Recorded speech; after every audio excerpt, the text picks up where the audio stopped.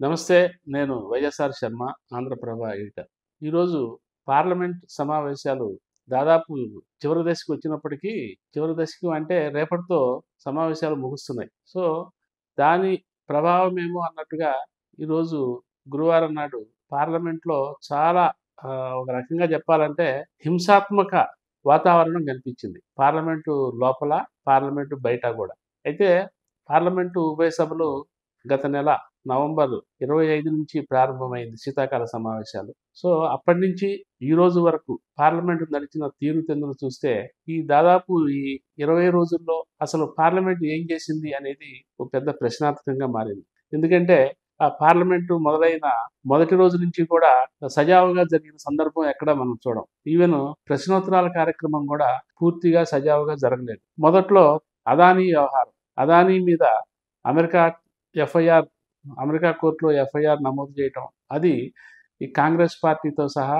మిగతా ఇండియా కూటమి పక్షాలన్నీ కూడా దాన్ని ప్రధానాస్త్రంగా తీసుకొని సభని దాదాపు స్తంభింపజేసిన పరిస్థితి మనం చూసాం. ఏ రోజున కూడా అప్పటి నుంచి పార్లమెంట్లో ఏ సభ కూడా, లోక్సభ కానివ్వండి, రాజ్యసభ కానివ్వండి, సాయంత్రం దాకా సమావేశమైన సందర్భం మనకు కనిపించదు. ఈ అదానీ వ్యవహారంతో రెండు సభలు కూడా తీవ్ర స్థాయిలో గందరగోళాలు, రభస జరిగినాయి. దాదాపు 2-3 సార్లు వాయిదా పట్టము, ఆ తర్వాత ఇక ఆ రోజుకు వాయిదా పడి మర్నాడు మళ్ళీ సమావేశము, మళ్ళీ మర్నాడు కూడా అదే పరిస్థితి. ఇలా మనం ఈ 20 రోజుల నుంచి చూస్తూ వస్తున్నాం. తొలి దశలోనేమో అదానీ వ్యవహారం అయితే, ఆ తర్వాత రాజ్యాంగ దినోత్సవం సందర్భంగా నవంబర్ 27వ తారీఖున పార్లమెంట్ సెంట్రల్ హాల్లో ఒక సమావేశం పెట్టారు. రాజ్యాంగము, దాని విశిష్టత, దాని మీద రాష్ట్రపతి ద్రౌపది ముర్ము దగ్గర నుంచి ప్రధానమంత్రి మోడీ, అట్లాగే లోక్సభ స్పీకర్, రాజ్యసభ చైర్మన్ వీళ్ళు మాట్లాడారు. ఆ రోజుకి అయిపోయింది. ఆ తర్వాత లోక్సభలో 2 రోజులు రాజ్యాంగం మీద చర్చ పెట్టారు. రాజ్యసభలో తర్వాత ఇంకొక 2 రోజులు మధ్యనే చర్చ పెట్టారు. ఆ చర్చ సందర్భంగా కూడా రాజ్యాంగాన్ని రూలింగ్ పార్టీ ఎట్లా భ్రష్టు పట్టిస్తున్నది, రాజ్యాంగాన్ని వదిలేసి మనుస్మృతిని తెచ్చే కార్యక్రమంలో బీజేపీ గవర్నమెంట్, ఎన్డీఏ గవర్నమెంట్ ఒక పథకం ప్రకారం కుట్ర పన్నుతున్నదని కాంగ్రెస్ ప్రతిపక్ష నాయకుడు రాహుల్ గాంధీ దగ్గర నుంచి కొత్తగా సభలోకి వచ్చిన ఎంపీ ప్రియాంక గాంధీ వరకు, అట్లాగే ఇతర ఇండియా కూటమి నేతలందరూ కూడా పాలక ఎన్డీఏ పక్షం మీద ధ్వజమెత్తడం మనం చూస్తూ వస్తున్నాం. ఆ తర్వాత బీజేపీ సభ్యులు మళ్ళీ కాంగ్రెస్ ఆది నుంచి రాజ్యాంగాన్ని ఎట్లా ఉల్లంఘిస్తూ వస్తున్నది, ఎమర్జెన్సీ తదితర ఇన్సిడెంట్స్ను ప్రస్తావిస్తూ వాళ్ళు మాట్లాడటము, అట్లాగే తర్వాత ప్రధానమంత్రి మోడీ గారు లోక్సభలోను, లోక్సభలో చివరిగా సమాధానం చెప్తూ ఆయన కూడా కాంగ్రెస్ని దాదాపు దుమ్మెత్తిపోసిన పరిస్థితిని మనం చూసాం. సరే, ఇక రాజ్యసభలోకి వచ్చేసరికి రాజ్యాంగం మీద చర్చకి కేంద్ర హోంమంత్రి అమిత్ షా గారు సమాధానం ఇచ్చారు. ఆ సందర్భంగా ఆయన అంబేద్కర్ని ప్రస్తావించడం తాజాగా గొడవకు దారితీసింది.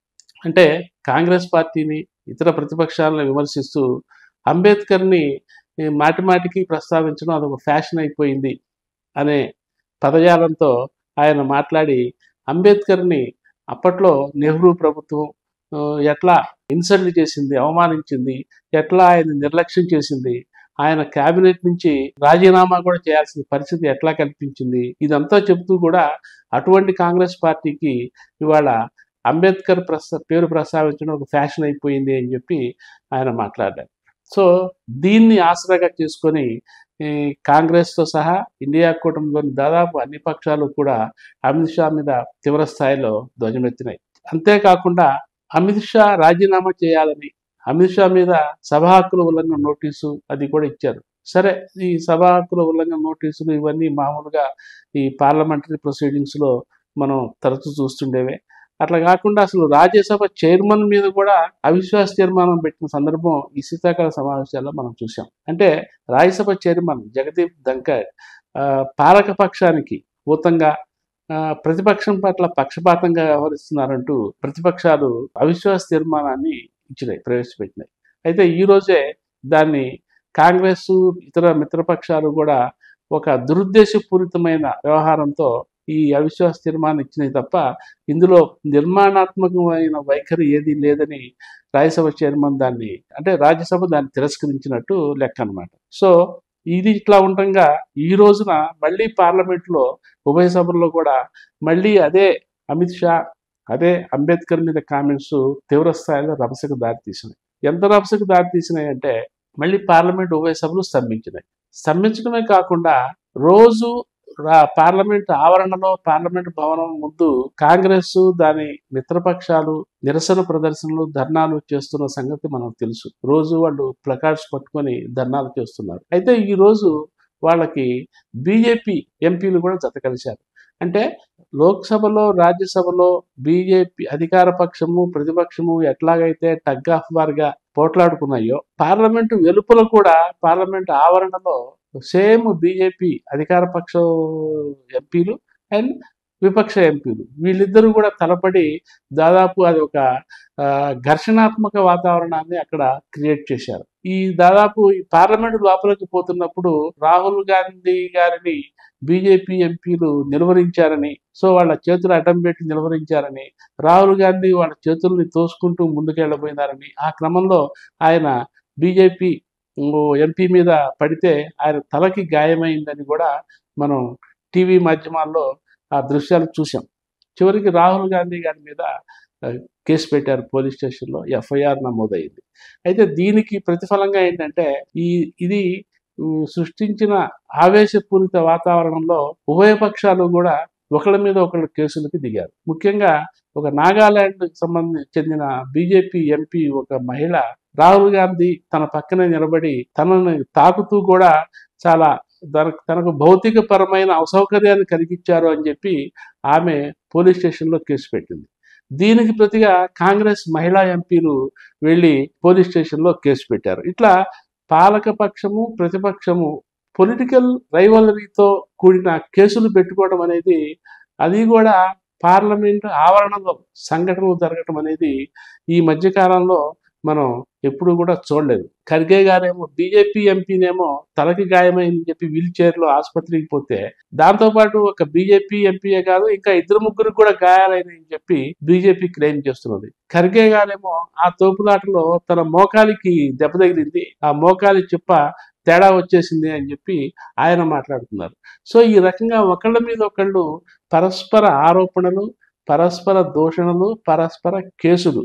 సో దీంతో ఏంటంటే ఢిల్లీలో సాక్షాత్తు దేశ రాజధాని ఢిల్లీలో, అది కూడా పార్లమెంటు ఆవరణలో చట్టాలు చేయాల్సిన సభ్యులే ఒకళ్ళ మీద ఒకళ్ళు తోపులాటలు, అట్లాగే ఒకళ్ళ మీద ఒకళ్ళు పరస్పర ఆరోపణలు, ఒకళ్ళ మీద ఒకళ్ళు కేసులు. సో ఇది ఎక్కడికి దారి తీస్తుంది, చివరికి ఈ పార్లమెంటరీ సంప్రదాయం ఎటుపోతున్నది అనేది ఒక సగటు మనిషికి ప్రశ్నగా మిగిలిపోయే సందర్భం అన్నమాట ఇది. నవంబర్ 25 జరిగిన మొదలైన పార్లమెంట్ సమావేశాలు, శీతాకాల సమావేశాలు రేపటితో అంటే డిసెంబర్ 20తో ముగుస్తున్నాయి. అసలు ఈ దాదాపు 20 రోజులు సరే, మధ్యలో వీకెండ్స్ అవి పోతే మిగిలిన రోజుల్లో ఇంతవరకు కూడా ఈ శీతాకాల సమావేశాల్లో అసలు సభా కార్యక్రమాలు ఏ స్థాయిలో జరిగినాయి అనేది కనుక మనం నెవరు వేసుకుంటే దాదాపు 0. ఎందుకంటే ఒక 7-8 బిల్లులు అనుకుంటాను, సవరణ బిల్లులు. వాటినైతే మూజువాణి ఓటుతో మామూలుగా అవి చాలా క్యాజువల్ బిల్లులే కాబట్టి చిన్న చిన్న సవరణలు, ఉన్న చట్టాలకు సవరణలు చేయటం కాబట్టి వాటిని ఆమోదింపజేసేసారు. సో అంతకు మించి నిర్మాణాత్మకమైన కార్యక్రమాలు ఏమీ జరగలేదు. చాలా సందర్భాల్లో అసలు ప్రశ్నోత్తరాలే జరగని పరిస్థితి ఏర్పడింది. ముఖ్యంగా ఏంటంటే ఈ వక్ఫ్ సవరణ బిల్లు ఈ జేపీసీ కమిటీ నివేదిక ఇస్తుంది అనుకున్నాము, కానీ ఆ నివేదికకేమో ఆ కమిటీకి మళ్ళీ టైం ఇవ్వాల్సి వచ్చింది. సో అది నెక్స్ట్ పార్లమెంట్ సెషన్కి ఆ కమిటీ నివేదిక వచ్చే అవకాశాలు ఉన్నాయి. సో ఇకపోతే ఏంటంటే ఈ జమిలీ ఎన్నికలకు సంబంధించి 1 నేషన్ 1 ఎలక్షన్ చట్టం తేవడం కోసం బిల్లు తయారు చేశారు. ఆ బిల్లుని మన లోక్సభలో ప్రవేశపెట్టారు. ఆ లోక్సభలో ప్రవేశపెట్టిన తర్వాత దాని మీద ఓటింగ్ జరపాల్సి వచ్చింది. అంటే అసలు ఆ బిల్లుని లోక్సభ ప్రవేశానికి అనుమతించాలా లేదా అనే ఒక బేసిక్ క్వశ్చన్ మీద ఓటింగ్ జరిగింది. మొత్తానికి లోక్సభ బిల్లు ప్రవేశానికి అనుమతించింది. ఆ అనుమతించిన వెంటనే దాన్ని జేపీసీకి రిఫర్ చేశారు. ఈవెన్ పాలకపక్షం ముందే దాన్ని జేపీసీకి లోక్సభలో ప్రవేశపెట్టి జేపీసీకి రిఫర్ చేద్దామని ముందే డిసైడ్ అయింది కాబట్టి పెద్ద ఇబ్బంది లేకుండానే జేపీసీకి రిఫర్ చేశారు. ఆ జేపీసీ కూడా ఎవరుంటారు అందులో, ఆ జేపీసీ కమిటీ ఇంతవరకు ఫామ్ కాలేదు. ఇక రేపటితో పార్లమెంట్ సెషన్ ముగుస్తున్నది. సో రేపు జేపీసీని అనౌన్స్ చేయాలి. అనౌన్స్ చేయకపోతే ఏమవుతుందంటే ఈ సెషన్లో దానికి ఒక ఒక ఒక ఎండింగ్ అనేది ఉండదు కాబట్టి ఆ పెట్టిన 2 బిల్లులు కూడా ఈ జమిలి ఎన్నికలకు సంబంధించి పెట్టిన 2 బిల్లులు నల్లని వాయిదా అయ్యే ప్రమాదం ఉంటుంది. సో ఆ జేపీసీ కమిటీలో ఏ ఏ పార్టీ నుంచి ఎంతమంది ఉండాలో ఇది ప్రిన్సిపల్ డిసైడ్ అయింది. ముఖ్యంగా కాంగ్రెస్ వాళ్ళైతే వాళ్ళ లిస్ట్ ఇచ్చారు. మొత్తం 31 మంది సభ్యులు, దాని చైర్మన్ అవన్నీ కూడా అనధికారికంగా బయటకు వచ్చినాయి తప్ప లోక్సభలో స్పీకర్ అధికారికంగా అనౌన్స్ చేయాలి. సో ఇంతవరకు లోక్సభ నుంచి ఎవరెవరు ఉన్నారనే దాని మీద కొంత క్లారిటీ వచ్చినట్టుంది కానీ రాజ్యసభ నుంచి 10 మంది సభ్యుల్ని ఎంపిక చేయాల్సి ఉంది. దాని మీద అయితే ఇంకా క్లారిటీ వచ్చినట్లేదు. దాని మీద కసరత్తు జరుగుతున్నట్టుంది. సో మొత్తం మీద జేపీసీ మెంబర్స్ని ఫుల్ ఫ్లెడ్జ్డ్‌గా రేపు అనౌన్స్ చేసే అవకాశం ఉంది. ఇంతకు తప్ప పార్లమెంట్లో ఈ శీతాకాల సమావేశాల్లో ఇది జరిగింది ఏమీ లేదు. దాదాపు శూన్యమనే చెప్పాలి. అంటే ఒక దేశానికి సారథ్యం వహిస్తున్న, చట్టాలు చేస్తున్న చట్టసభ, అత్యున్నతమైన పార్లమెంట్, ప్రజాస్వామిక పార్లమెంటరీ వ్యవస్థలో దేవాలయంగా చెప్పుకునే సభలో ఈ శీతాకాల సమావేశాలు దాదాపు నిరర్ధకంగా మారటం అనేది ఒక విషాదమైతే ఈ చిట్ట రోజుల్లో పార్లమెంట్ ఆవరణలో విపక్ష పాలకపక్ష సభ్యులు దాదాపు తోసుకోవటాలు, ఒకరినొకరు నెట్టుకోవటాలు, కింద పడటాలు, గాయాలవటాలు ఇవన్నీ కూడా చూస్తుంటే అసలు రాజకీయాల్లో ప్రతిపక్షము, అధికార పక్షము అంటే ప్రత్యర్థులు అనే పదాన్ని తీసేసి శత్రుపక్షాలు అనే పదాన్ని దాదాపు ఖాయం చేసుకోవాల్సిన దురవస్థ దాపురిస్తున్న దాఖలాలు అయితే మనకు కనిపిస్తున్నాయి.